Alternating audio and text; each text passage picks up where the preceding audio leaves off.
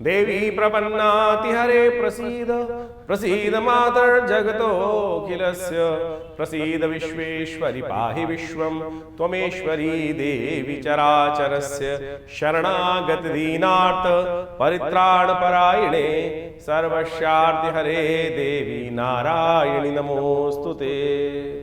नमस्कार, स्वागत है आपका आचार्य वाणी में। मैं आचार्य डॉक्टर विक्रमादित्य आपके साथ हूँ। आज का विषय हमारा है कुंभ राशि वालों के लिए 7 तारीख रविवार का अवसर, पूर्णिमा का योग है। इस दिन ग्रह नक्षत्रों के दृष्टिकोण से, आपकी राशि के दृष्टिकोण से इस वन ग्रहण आपकी राशि में ही पड़ रहा है और ये ग्रहण आपके लिए कई मामलों में भारी है।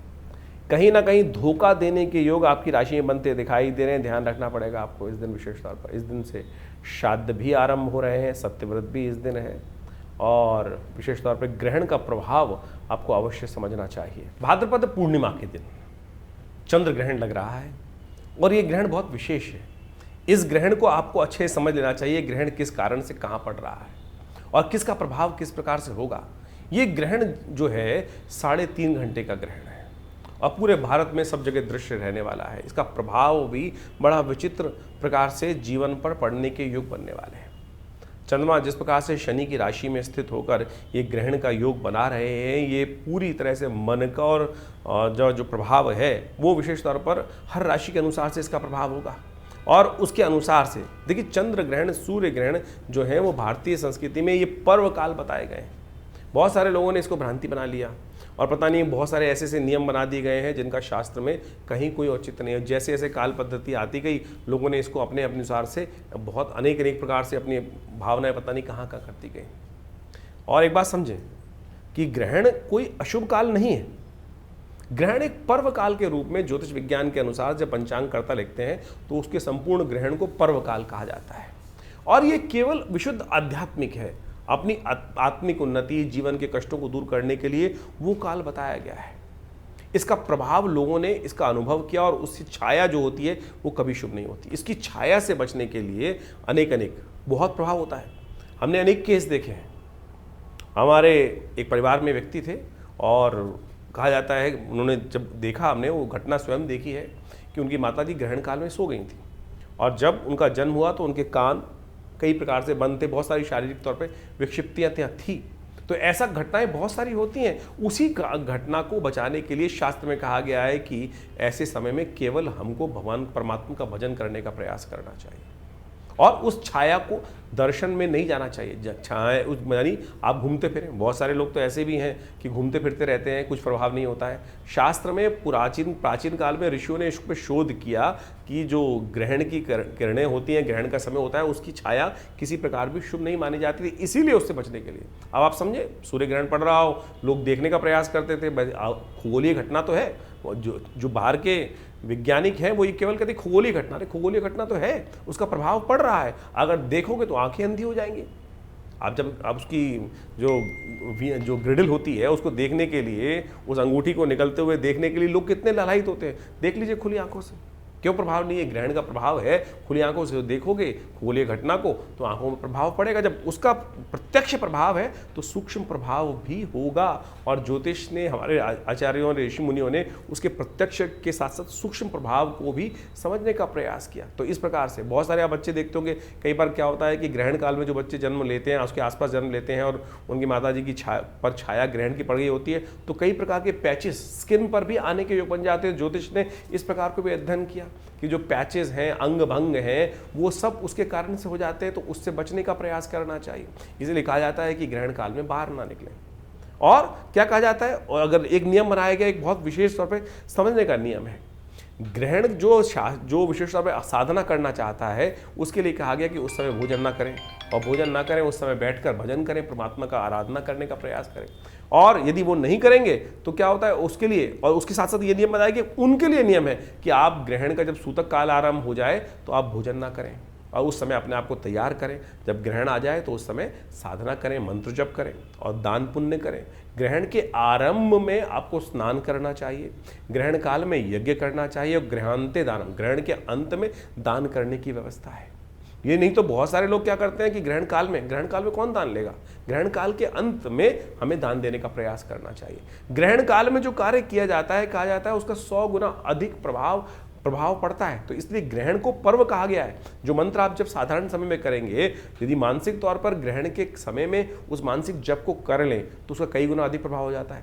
ग्रहण काल में यदि यज्ञ कर लें तो उसका जो वैसे ही मंत्र जप से कई 10 गुना अधिक प्रभाव यज्ञ के जप का बताया गया, मंत्र के जप का से ज़्यादा 10 गुना प्रभाव यज्ञ का बताया गया है। और वही यदि ग्रहण काल में कर लेंगे तो कई गुना अधिक उसका प्रभाव, 100 गुना अधिक प्रभाव उस कर्म का उस समय में होता है।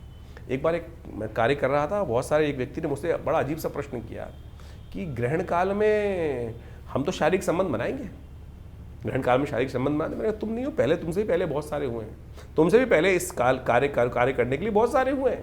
केकसी का वर्णन शास्त्र में आता है, रावण की माता का। कहा जाता है कि ग्रहण एक संधि काल है, ग्रहण एक संधि काल है और संधि काल के अंदर हमें केवल परमात्मा का स्मरण करने का प्रयास करना चाहिए। केकसी ने संधि काल के अंदर, ऐसे ही समय के अंदर शारीरिक संबंध बनाए और कहा जाता है कि रावण की उत्पत्ति उसी लिए हुई, रावण की उत्पत्ति उसी लिए हुई, उसी काल में संपर्क बनाने के कारण से वो समय जिस कार्य के लिए जो श्रेष्ठ कार्य उसको ही हमें समझने का प्रयास करना चाहिए। लोग समझते नहीं हैं। शास्त्र में इस कथा को वर्णित किया गया है कि संध्या काल में, और ऋषि कह रहे थे अरे क्या करने जा रही हो तुम, इस समय में परमात्मा कामातुर होकर इस समय का संबंध बनाने का समय नहीं है, ये समय कुछ और होता है। लेकिन केकसी मानी नहीं और केकसी ने उसके कारण से ही रावण की उत्पत्ति हुई। तो यानी आप समझे कि बहुत सारे लोग आज की तारीख में खुराफात दिमाग में लोगों को चलती रहती है, और जैसी खुराफात आपने जो प्रश्न आपके मन में उठ रहे हैं, हमारे शास्त्र इतने बड़े हैं कि कहीं ना कहीं उस आपसे पहले वो प्रश्न लोगों के मन में उठ चुके हैं। और इस प्रकार के जब मैं एक प्रोग्राम कर रहा था तो मैंने मुझे याद आ गया, तो ये ऐसा प्रश्न एक व्यक्ति ने मुझसे किया, तो मैंने यही सार उस समय उपस्थित किया था कि आप पहले नहीं है भैया, आपसे भी पहले बहुत सारे लोग इस प्रकार का व्यभिचार कर्म कर चुके हैं, तो उसका प्रभाव होता है। तो आप समझें ये ग्रहण काल जो है, ये पर्वकाल जो इस दिन बनने जा रहा है, जो समय चंद्र ग्रहण का बन रहा है 3.5 घंटे का रहेगा, करीब रात्रि में भारत के टाइम के अनुसार से समझें तो करीब 21 बज के यानी 9:57 पे शुरू होगा ये समय, और रात्रि में अगले दिन जो समय रहेगा जिसको गणनाओं में लिखा जाता है 25:27 यानी रात को 1:27 तक ये ग्रहण काल चलने वाला है। कोशिश करें इस समय भगवान के नाम का स्मरण करें। हमने विवेकानंद योगाश्रम में इस पूरे ग्रहण काल के अंदर यज्ञ रखा है और उसमें बहुत सारे विभिन्न मंत्रों का, विभिन्न प्रयोगों का हम सामूहिक तौर पे बहुत सारे कार्य करते ही आए हैं। और ऐसे में कहा जाता है कि अपने कष्टों को दूर करने के लिए हमें अवश्य कुछ ना कुछ भगवान का स्मरण, मंत्र जप अवश्य अपने रूप में रहने का प्रयास करना चाहिए। उससे आपके जीवन में कष्ट दूर होने का योग बनेगा। ये सिद्धांतिक तौर पर हमें समझ लेना चाहिए। ये बिल्कुल सत्य प्रमाणित चीज़ें हैं, इसमें कहीं कोई कपोल कल्पित नहीं है। आप समझें ग्रहण काल के अंदर क्या कहा जाता है कि अगर ग्रहण के पंचांग के अंदर नियम सोचें कि जो ये नियम है ये साधक के लिए हैं। अबाल जो बच्चे छोटे जो बच्चे हैं प्लस जो वृद्ध हैं या बीमार हैं वो दवाई भी खा सकते हैं, वो अपना भोजन भी कर सकते हैं। ये भोजन का नियम जो है, यदि ये वो नियम होता कि ऐसे में कुछ विकड़ने पड़ती हैं और विकड़ने पड़ने से भोजन सब खराब हो जाता है, तो फिर क्यों बच्चों को और वृद्धों को और साथ साथ जो बीमार हैं उनको उससे नियम से हटा दिया गया? अब ये भ्रांति कहाँ से फैली है? पंचांग, किसी पंचांग को उठा के देखो, उसके अंदर पंचांग करता या ग्रहण के नियम के वली के अंदर ये लिखा गया है कि ये जो नियम है इसमें बच्चों के लिए नियम नहीं है, ये नियम जो है वृद्धों के लिए नहीं है, बीमारों के लिए नहीं है। वो अपनी जो नियम कर रहे हैं वो कर सकते हैं, ये साधना के नियम है।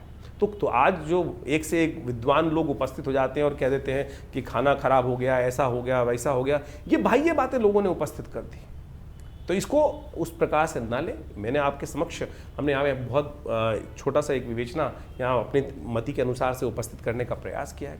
खैर ग्रहण के काल में आप कोशिश ये करें अवश्य अपने मंत्रों को, जो कष्ट जीवन में चल रहा है उसकी निवृत्ति करने के लिए भगवान के मंत्र जो है, जो भी आपके ग्रहों के मंत्र हैं, कैसे भी मंत्र हैं, भगवान शंकर के मंत्र हैं, महामृत्युंजय मंत्र हैं, उन सब का यथाउचित भाव से जप करने का प्रयास करें, कीर्तन करें, भगवान के नाम का मानसिक तौर पर स्मरण करने का प्रयास करें। यज्ञ कर सकते हैं, मूर्ति पूजा नहीं, मूर्ति पूजा उस समय में नहीं करनी चाहिए। शास्त्र में मूर्ति को ढक दिया जाता है, शास्त्र के दृष्टिकोण से मना कर दिया जाता है कि मूर्ति को स्पर्श करना, क्योंकि वो सूतक काल माना जाता है, मूर्ति को स्पर्श ना करें। हाँ, यज्ञ कर सकते हैं।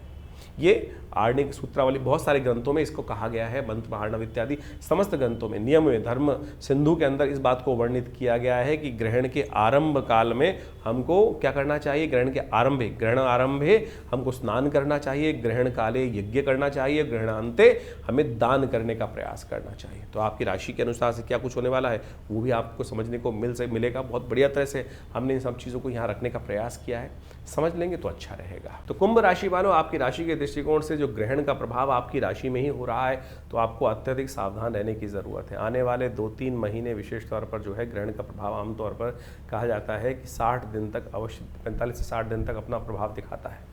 तो आपकी राशि में ही ग्रहण पड़ रहा है, राहु के साथ चंद्रमा विद्यमान होकर आपकी राशि में जिस प्रकार से योग बना रहे हैं, ये कहीं ना कहीं आपकी राशि के दृष्टिकोण से कोई ट्रस्टवर्दी व्यक्ति आपको सही मामले में आने वाले समय में धोखा देने के योग बना सकते हैं।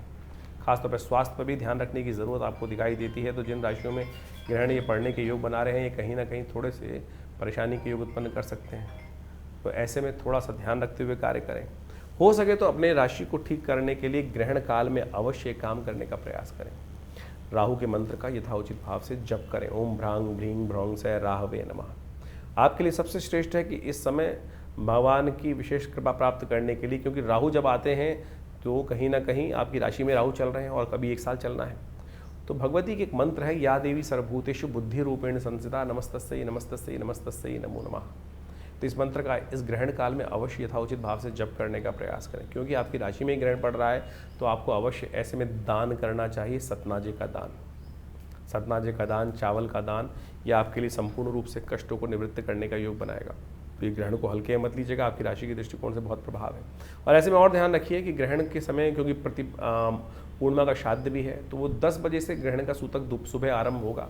तो उससे पहले सत्यव्रत भी कर लें, भक्तनारायण भगवान की कथा भी कर सकते हैं, क्योंकि जिनका पूर्णिमा के श्राद्ध होता है उनको घर में खिलाना होता है खाना, तो वो करीब 10 बजे से पहले ही इस कार्य को करने का प्रयास करें, तो वो अच्छा रहेगा इस आपकी राशि के दृष्टिकोण से। तो राशि के अनुसार से तो आपने अपने दिन पर दिन किस प्रकार के ग्रह योग बन रहे हैं वो आपने बहुत सुंदर तरीके से समझे।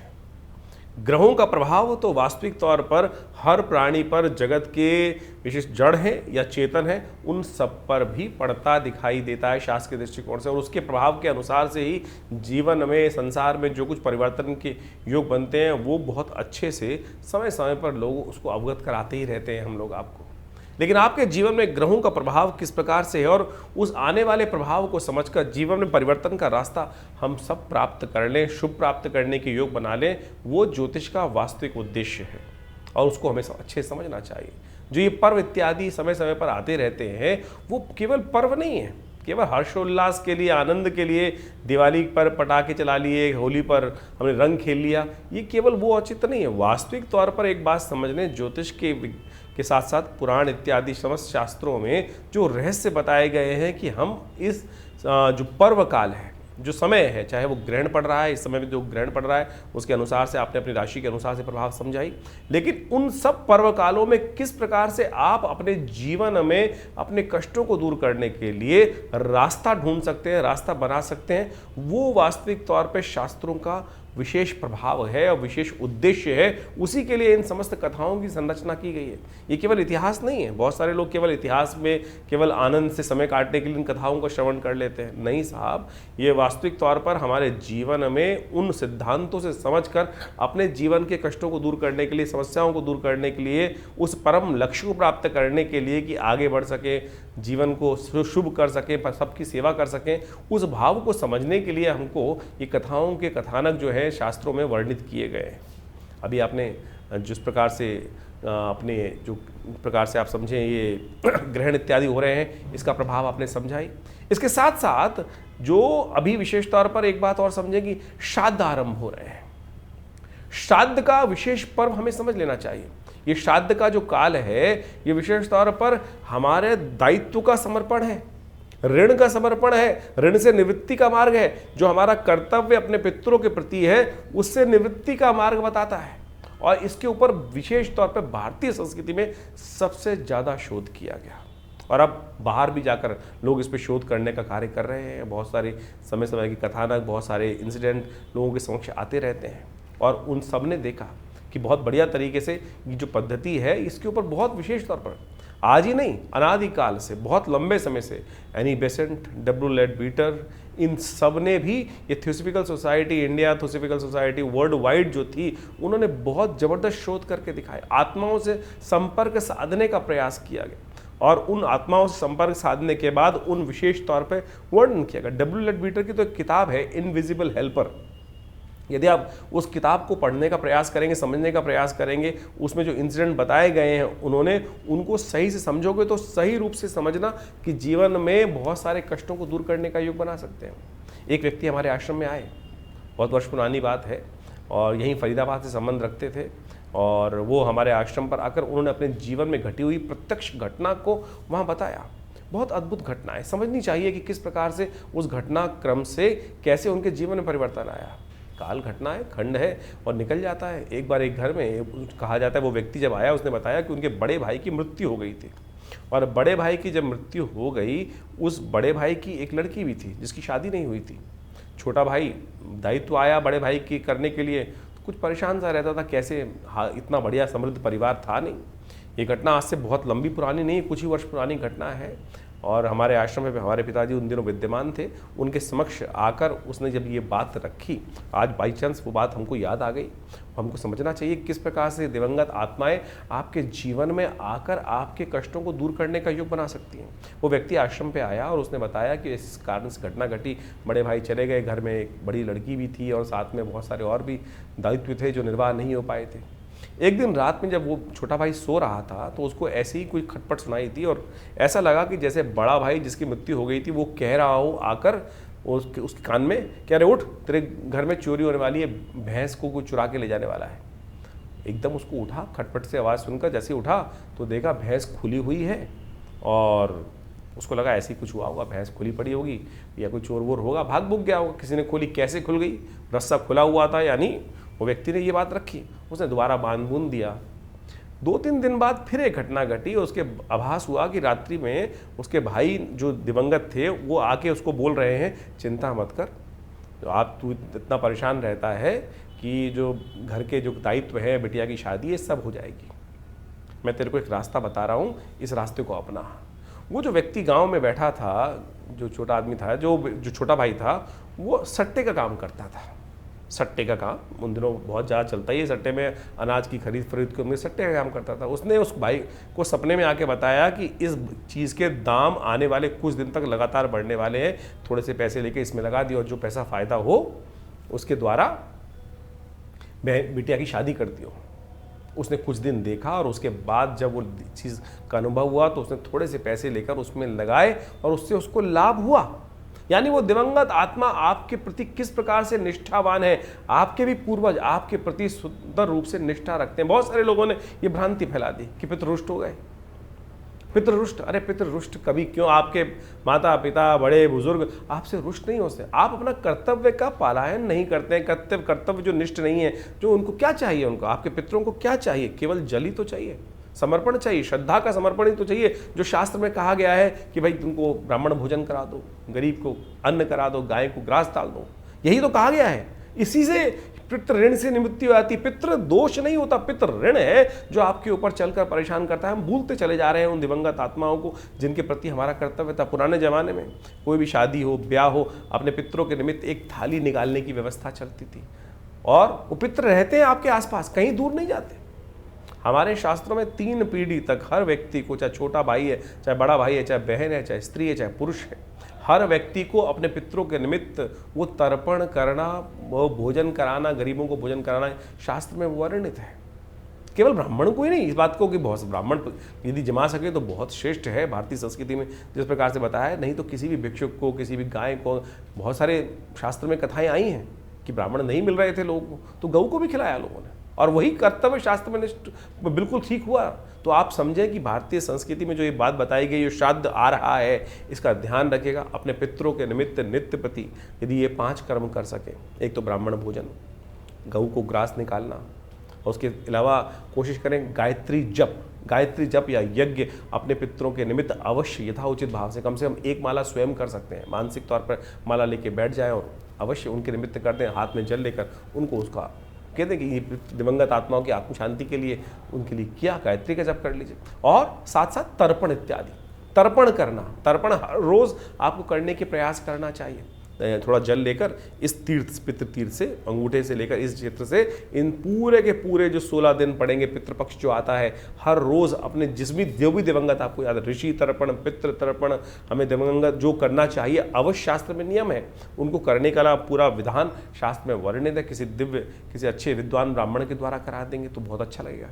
तो ये सब चीजें, अभी तो एक बहुत बड़ी घटना घटी, विश्व के एक बहुत बड़े, अमेरिका के एक बहुत बड़े एक्टर हैं, उनके परिवार में किसी की मृत्यु हुई और वो व्यक्ति, जो लड़का था उनका, वो बार बार उनके सपनों में आ रहा था और सपने आके उसको लगता था कि ये स्थिति इसकी अच्छी नहीं है। बहुत कुछ उसने अपने धर्म के अनुसार से, ईसाईयत के अनुसार से करने का प्रयास किया, लेकिन वो बहुत से डॉक्टरों को दिखाया, एक बहुत बड़ा एक्टर है, और उनके साथ वो घटना घटी।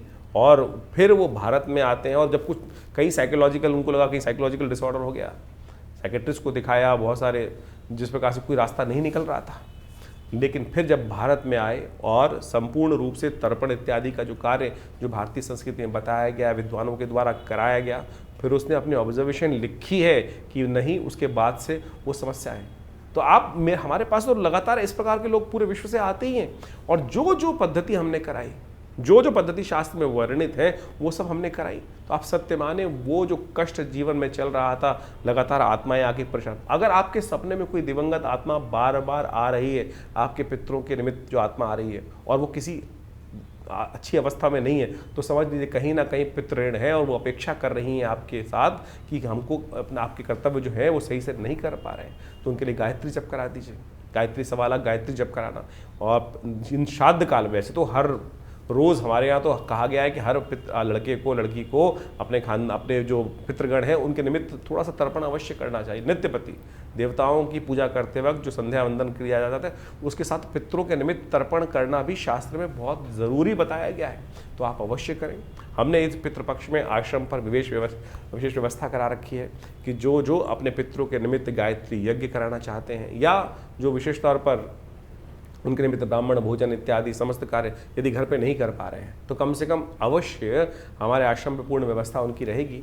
अपने पितरों के निमित्त गायत्री जप इत्यादि समस्त जो शास्त्र वर्णन तरीके हैं दिवंगत आत्माओं की आत्म शांति के लिए अवश्य कराने का प्रयास करें, और देखेंगे उससे मन शांति प्राप्त होती है। मन के बहुत सारे भार जो हैं, बार बार इस प्रकार की समस्याओं को ठीक करने के लिए खुद कर सके तो बहुत बढ़िया है, खुद कर सके तो बहुत बढ़िया। अपने पितरों के निमित्त एक घटना घटी, हमारे आश्रम पर आने वाला एक जातक था, और वो खूब अच्छा पिताजी के शिष्य रहे, और खूब अच्छा, बहुत बढ़िया पैसा वैसा खानदान में छोड़ के गए।